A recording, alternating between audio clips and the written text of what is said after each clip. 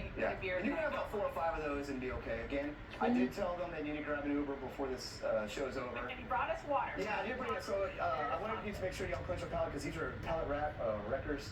Okay. Especially this one, we're coming up here with True Anomaly, which is really doing well. They picked up 2 medals, a gold, and this one won a silver at the World Beer Cup. And they've won 2 breweries of the year at the Texas Craft Brewers Guild. Oh, okay. Yeah. So this is going to be a little sour. Okay. The Red Giant.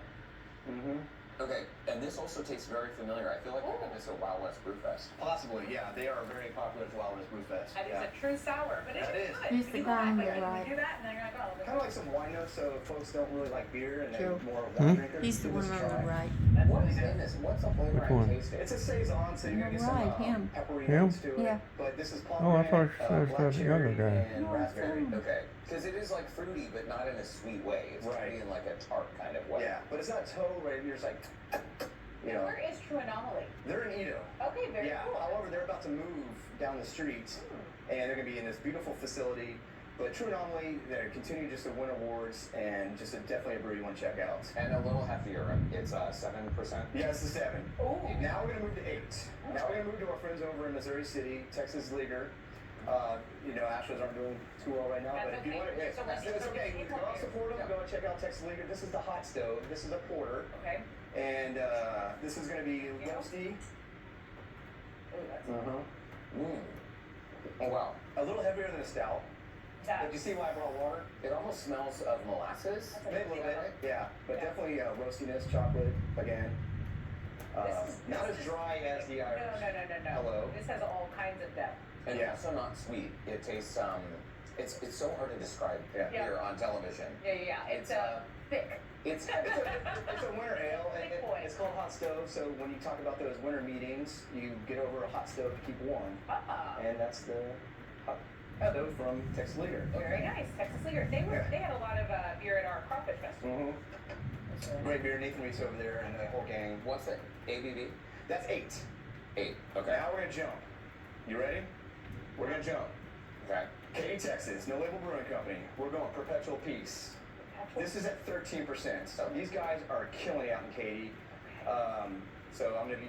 It's gonna be heavy. I'm scared too. Okay. And this is what we call a nightcap, or for some people, this is their lawnmower beer. Not mine though. Oh my goodness, that smells strong. Here we go. 12.3. Yeah, well, about that. Let's say. But aged in bourbon barrels and perfects it. I think it's kind of an easy drinker. Do you like it? Yes, I do like And it. one thing I like about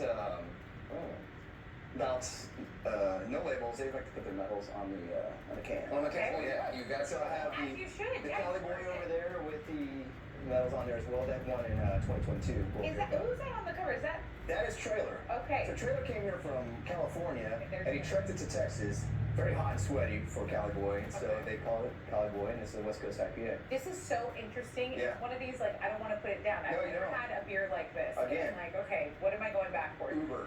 What are the notes in here? What is this? So this is basically chocolate. You're gonna get that bourbon barrel taste to it. Okay. It has a bourbony flavor. And this one won gold.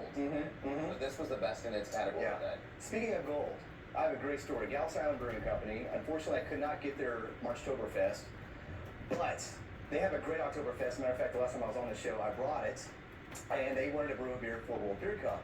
But beer that beer typically comes out in July and runs till the end of October. But they didn't want to send an old beer for World Beer Cup, so they brewed a small batch. And typically, people don't like to drink beer styles outside of their seasons. Like, they won't drink a Christmas beer in July, or a spring beer in May, or an Oktoberfest in March. So they brewed a beer called Marchtoberfest.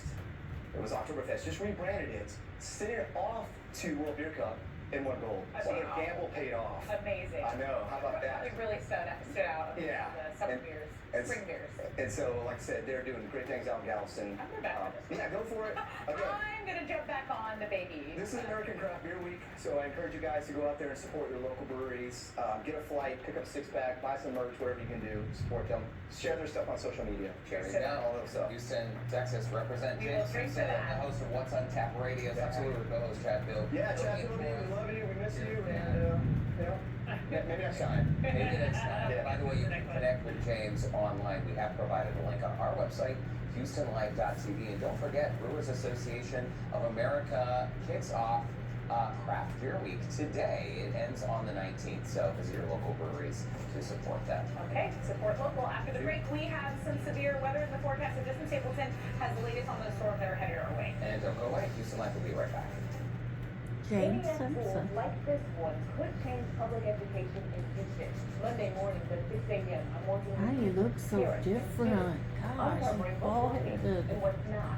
Then answering your questions live on the KPRC2 Plus live stream. With our procedure, we're not destroying your sound. Entire Look area under screen thunderstorm watch until 8 o'clock, but obviously you see I'm recording. the just wall of lightning that's been coming across areas from basically Jersey Village out to Katy, out towards Sealy, an enormous amount of lightning. This is what I'm talking about at the 12 o'clock hour, where we could be looking at some power outages because all of this lightning condensed in this small area, it's bound to hit some things. So let me take that off just so we can get a little tighter on some spots here. We've been seeing rainfall rates of upwards of 2 inches in less than an hour up from Mission Bend down to Sugarland, over to Rosenberg as well. My guess is we're probably going to start to see some flooding on some of the feeder roads that those work in from Sugarland on down to Fresno. You can see it up towards the West Loop Galleria area as well, in towards downtown, and then stretching back off towards Katy down to Fulshire, right outside of Weston Lakes as well. East side also looking at some heavy rain from Mount Bellevue, that is, Crosby down to Baytown, over to LaPorte, just north of Cloverleaf, up in towards northeast. This one also is going to continue to fire through. So what are we expecting through the next couple of hours? Well, I expect by the time we get to about 3, 4 o'clock, most of this will be moving out of the area over towards Beaumont. Hopefully we get a bit of a break for our friends up to the northeast. They're under a flood watch until 7 o'clock this evening. Notice by 4 o'clock, moving in towards about 5, 6 o'clock into 7 o'clock. That should be done. Unfortunately, though, this is likely going to impact pickup for classes for kids. Practices afternoon may be canceled today as well, so be ready for that. Otherwise, next couple of days, Tuesday, Wednesday, and Thursday, we'll see more storms, but over the next, let's say, 90 minutes or so, if you're in those areas where you can hear the storms pounding outside, please take heed, stay indoors. They should be gone in about 1 to 2 hours.